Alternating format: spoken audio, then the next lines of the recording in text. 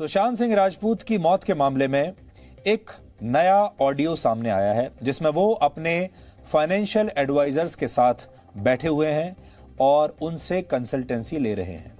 बातचीत को जब पूरा सुनते हैं, ये लगभग 30 से 35 मिनट का ऑडियो है, और जब इसे पूरे ऑडियो को सुनते हैं तो ये पता चलता है कि सुशांत को इस साल के जनवरी में ही ये पता चल गया था कि वो बीमार हैं और वो काम करने की स्थिति में नहीं है। वो जानते थे कि वो डिप्रेशन के शिकार हो गए हैं।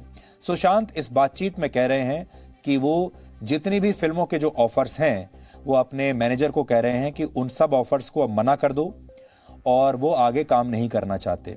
वो ये भी जानना चाहते थे इस बातचीत के दौरान कि अभी उनके पास जो पैसा है, पहले तो वो ये जानना चाहते थे कि कुल मिलाकर उनके पास सब संपत्ति मिलाकर सब बैंक अकाउंट्स में कितना पैसा है और उस पैसे को वो कैसे ठीक से इन्वेस्ट कर सकते हैं और उससे उनका कितने दिन, कितने महीने, कितने साल तक काम चल सकता है। यानी अगर वो काम करना छोड़ दें तो फिर वो इस पैसे के आधार पर कितने दिन अपना जीवन आराम से चला सकते हैं। ऑडियो की पुष्टि नहीं कर सकते, लेकिन इस पूरे मामले में ये ऑडियो बेहद अहम साबित हो सकता है। लेकिन इस ऑडियो के पीछे भी बहुत सारे सवाल हैं। हम उन सवालों के जवाब इस समय हो सकता है आपको ना दे पाएं, लेकिन वो ऑडियो जरूर आपको हम सुना देंगे। इसके बाद आप भी अंदाजा लगा सकते हैं कि इस ऑडियो से आप किस निष्कर्ष पर पहुंचते हैं, क्योंकि इस बात की भी आशंका है कि हो सकता है ये ऑडियो जानबूझकर लीक कराया हो। यह भी हो सकता है कि ये इसलिए लीक कराया गया हो ताकि इससे साबित किया जा सके कि सुशांत सिंह राजपूत पहले से ही डिप्रेशन में थे। यह भी हो सकता है कि रिया चक्रवर्ती को यह पता रहा हो कि वो उन्हें जो दवाएं दे रही हैं उनके कारण सुशांत बहुत डिप्रेशन में जा चुके हैं, और यह भी हो सकता है कि वो सारी संपत्तियों में रिया को अपना नॉमिनी बना देते। यानी आजकल इतने सारे षड्यंत्र की थ्योरीज आ रही हैं सुशांत के आसपास कि कुछ भी हो सकता है। आप किसी भी बात से इनकार नहीं कर सकते। ये जो ऑडियो आया है, इस ऑडियो को जब आप सुनते हैं तो यह पता चलता है कि इस साल के जनवरी में सुशांत और रिया बैठे हुए हैं, उनके साथ उनके कुछ और दोस्त भी बैठे हुए हैं जिनका हमें पता लगाना मुश्किल है कौन लोग हैं, लेकिन बातचीत सुनकर यह पता चलता है कि उनमें से कुछ फाइनेंशियल कंसल्टेंट्स भी हैं जो उन्हें राय दे रहे हैं कि इस पैसे को कहां इन्वेस्ट करना है, जहां आपको इस पैसे की सबसे अच्छी रिटर्न ऑन इन्वेस्टमेंट मिल सकती है। पहले ही हम आपको बता दें कि इस ऑडियो को सुनवाने से पहले कि यह हो सकता है कि रिया चक्रवर्ती ने ओवरडोज के जरिए या बाकी तरीकों के जरिए सुशांत सिंह राजपूत को डिप्रेशन में डाल दिया हो। सुशांत अब डिप्रेशन में जा चुके हैं। सुशांत इस बात को स्वीकार कर चुके हैं कि वो डिप्रेशन में हैं। वो अब इस बात को भी स्वीकार कर चुके हैं कि अब आगे उनके लिए काम करना मुश्किल है, वो काम नहीं कर पाएंगे। फिर उन्हें यह सलाह दी गई हो कि अब आपके पास जितनी संपत्ति है, जितना पैसा है, उसका हिसाब किताब मंगाइए, कीजिए और उस सारे पैसे को एक जगह, एक फंड में आप पार्क कर दीजिए। हो सकता है रिया चक्रवर्ती उस समय यह साजिश कर रही हो कि सुशांत सिंह राजपूत इस बात को स्वीकार कर लें कि अब वो बेकार हो चुके हैं, अब वो डिप्रेशन में हैं। फिर उनके सारे पैसे को इकट्ठा किया जाए और एक फंड बनाया जाए, और उस फंड में हो सकता है उनकी कोशिश ये रही हो कि सुशांत सिंह राजपूत उन्हें भी उस फंड में एक नॉमिनी नियुक्त कर दें या ये पैसा किसी तरीके से उन्हें मिल जाए। ये कॉन्स्पिरेसी थ्योरीज हैं, ये षड्यंत्र वाली थ्योरीज हैं। हमारे पास ये प्रूव करने के लिए कोई डॉक्यूमेंट, कोई कागजात तो नहीं है, कोई सबूत भी नहीं है, लेकिन ऐसा हो सकता है और ऐसा नहीं भी हो सकता है। दरअसल सुशांत सिंह राजपूत की मौत का रहस्य कुल मिलाकर ड्रग्स और रुपए पैसे के लेन देन के इर्द गिर्द घूम रहा है। सुशांत और उनके फाइनेंशियल प्लानर की जो बातचीत चल रही है उसमें रिया चक्रवर्ती सबसे एक्टिव हैं। सबसे ज्यादा भूमिका उन्हीं की दिख रही है। इस पूरी बातचीत में इतना समझ में आता है कि सुशांत अपने एक्टिंग करियर को लेकर परेशान है और भविष्य को वो सुरक्षित करना चाहते हैं और फिलहाल वो काम छोड़ देना चाहते हैं। इस बात से ये सवाल उठ रहा है कि ऐसा व्यक्ति आत्महत्या क्यों करेगा। आप पहले ये सुनिए पूरी बातचीत और फिर हम इसको आगे बढ़ाएंगे। How should we just close save all the money, do it in a way that I can... We talked about a worst case scenario yesterday, and Yes. that was the worst case thing that we discussed. Yeah, because here I'm fighting my mind, so Yeah. that's probably the worst case. So the worst case I can ever see. all financial decisions are with a pool of people in in terms of a trustees who actually decide? Put it simply, in a trust, there are three parties, okay? One is the settlor, the person who brings in something into the trust, right? Then comes the trustees. The law demands that trustees can only act in a fiduciary position, means in a position of trust. So they have been put in charge that, okay, this is the asset that the settlor brought in. You have to just administer this. It's not a transfer of ownership, okay? That And that's already in place. Move from city to To a smaller, yeah, you have probably have that place. either their place or Something else that- something like that. Or like there's a thought that Goa maybe, but that suggested that be in Pavna for some time, see that, then first see Goa. Give it like 1 or 2 months before we finally decide that. You know, I'm saying let's treat it as a something like a retirement thing. so this is the first goal is this money. Like whatever money he has, invested in a way that he gets Right. some returns. I don't mind going to a green secluded place like Right. Goa or Right. Pavna. stay. So the attempt is now that in 1 or 2 days we go to Pavna and set him up there and see how he feels in a couple of days. Few FDs have been made now and some are in mutual funds and some are still open. It was badly managed To be earlier. honest, We just have to be we are managed also well. not the highest I mean, I know, today, but for I'm example, saying I would not for put someone like money in me, as many who FDs. when I know that it's just there, all I can suggest is Yes, make FD it is and immediately It's every so low that we only put a certain amount and then we did not. Right. rather than it being what's open in a the card, which I don't know who the hell will have that card at any given point. So we had I plans thought to this shift is him from but even Kotak on Privy to cards- Kotak Wealth. Still case the cards come in someone else's hands, right? Don't Really keep an swipe open-ended limit. limit on cards. No, anyway, I'm saying the card should never have more than 10 lakh rupees. No, what she's talking about is just saying what can we do to just ensure that I stop spending money that I can let go of these fancy cars that I've bought. Yeah, he can sell the Maserati. We have to stop यार मुझे एक black coffee they they. spending as soon as possible. Give me the in card. all the things. हाँ? तो अब आपने देखा सुशांत और रिया दोनों बात कर रहे हैं, पैसे के बारे में बात हो रही है, ये बात हो रही है कि एक फंड बना दिया जाए, उसके ट्रस्टी कौन कौन होंगे, ये बात हो रही है। सुशांत कह रहे हैं कि वो अब मुंबई में नहीं रहना चाहते, वो कहीं दूर किसी ऐसे इलाके में रहना चाहते हैं जहां वो अकेला रह सकें। गोवा के बारे में बात हो रही है कि वो गोवा भी जा सकते हैं। सुशांत ये भी कह रहे हैं कि वो अपनी गाड़ियां बेच देना चाहते हैं, अब वो इन गाड़ियों का इस्तेमाल कभी नहीं करेंगे।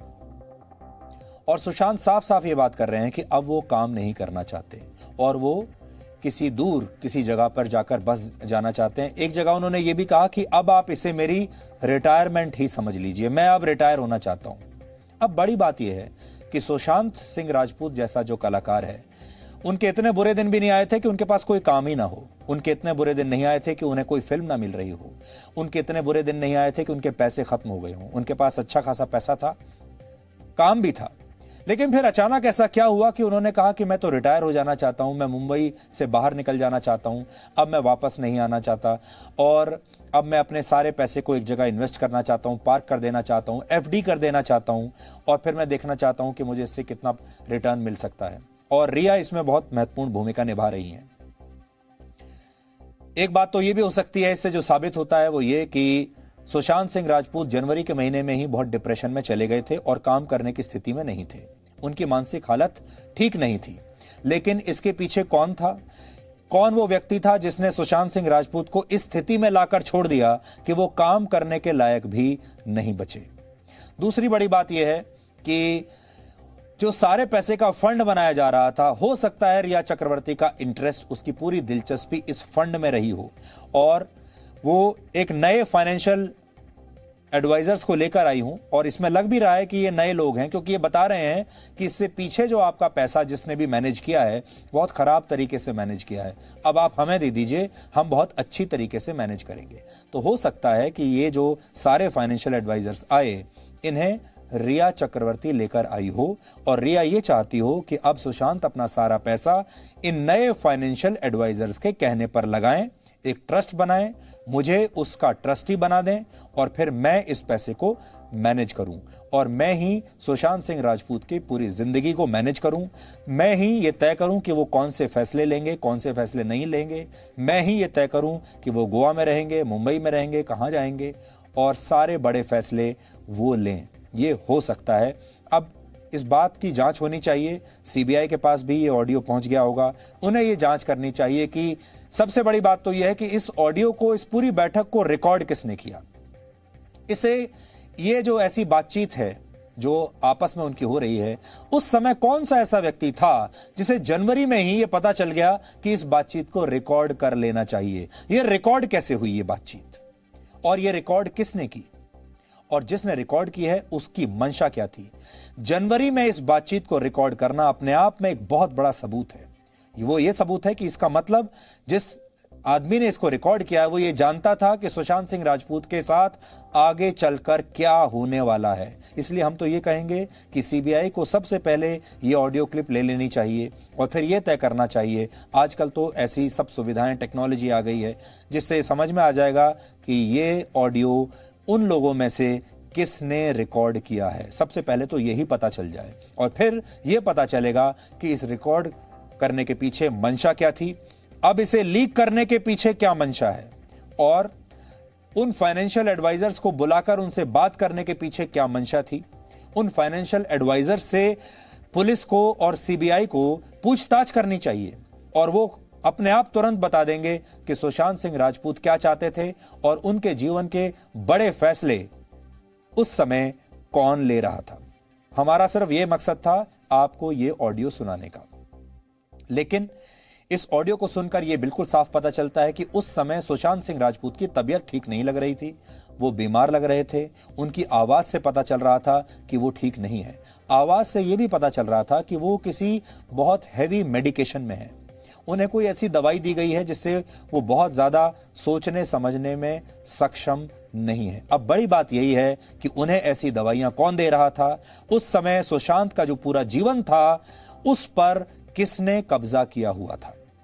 इस बीच सीबीआई ने आज रिया चक्रवर्ती के माता पिता को भी पूछताछ के लिए बुलाया।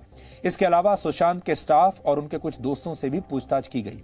रिया चक्रवर्ती की मैनेजर श्रुति मोदी ने आज ये दावा किया कि उन्होंने सुशांत की बहन नीतू को उसके डिप्रेशन में होने की पूरी जानकारी दी थी। श्रुति और नीतू के बीच व्हाट्सएप पर बातचीत जो हो रही थी वो भी सामने आ गई है। इसके मुताबिक, इस बातचीत के मुताबिक जो चैट चल रही है दोनों के बीच में व्हाट्सएप पर, पिछले साल 26 नवंबर को श्रुति मोदी ने सुशांत की बहन को डॉक्टर का प्रेस्क्रिप्शन भेजा था। इस बातचीत के मुताबिक वो डॉक्टर से मिलना चाहती थी। व्हाट्सएप पर हुई इस बातचीत के सिर्फ 3 दिन बाद यानी 29 नवंबर को सुशांत के पिता ने जब रिया चक्रवर्ती से बात की और सुशांत से मिलवाने को कहा तो उन्होंने कोई जवाब नहीं दिया। इसी गुत्थी को समझने के लिए सीबीआई ने सुशांत की बहन को भी पूछताछ के लिए आज बुलाया था। रिया चक्रवर्ती और उनके साथी लगातार ये कोशिश कर रहे हैं कि सुशांत के साथ जो कुछ हुआ उसका दोष उनके परिवार पर रख दिया जाए, यानी सुशांत के साथ जो कुछ हो रहा है इसकी जिम्मेदारी सुशांत के परिवार पर डाल दी जाए। सुशांत का परिवार यह कहता है कि सारी जिम्मेदारी रिया की है। अब रिया चक्रवर्ती लगातार ऐसी जानकारियां लीक कर रही हैं जिससे यह साबित किया जा सके कि सुशांत और उसके परिवार के बीच में सब कुछ ठीक नहीं था और सुशांत तो पहले से ही डिप्रेशन में थे। तो इस पूरे मामले पर हमारी नजर है। जो भी बातें सामने आ रही हैं हम लगातार आपको बताते रहेंगे, लेकिन बातें हम वही बताएंगे जो पुष्ट हैं। आपको खबर वही देंगे जो सच्ची खबर है। हम पतंग नहीं उड़ाएंगे यहां स्टूडियो से। हम छोटी छोटी बात को बड़ा करके आपको नहीं बताएंगे। जिस दिन हमें लगेगा कि वाकई कुछ ऐसा हुआ है जो आप सबको जानना चाहिए सुशांत के बारे में, उस दिन हम आपको बताएंगे। लेकिन सुशांत सिंह राजपूत हमारे लिए टीआरपी बटोरने का कोई साधन नहीं है और ना ही हम ये चाहते हैं कि आप भी सारे दिन सब कुछ छोड़कर सिर्फ सुशांत सिंह राजपूत की पूछताछ और इन्वेस्टिगेशन में ही लगे रहें। उसके अलावा भी बहुत सारी खबरें हो रही हैं। हम जानते हैं देश के लोग बहुत चिंतित हैं, वो जानना चाहते हैं सुशांत के साथ क्या हुआ था, लेकिन उसके लिए 24 घंटे टीवी पर सिर्फ वही खबरें देखने की आपको आवश्यकता नहीं है। जब कुछ होगा हम आपको जरूर बताएंगे और सबसे पहले बताएंगे।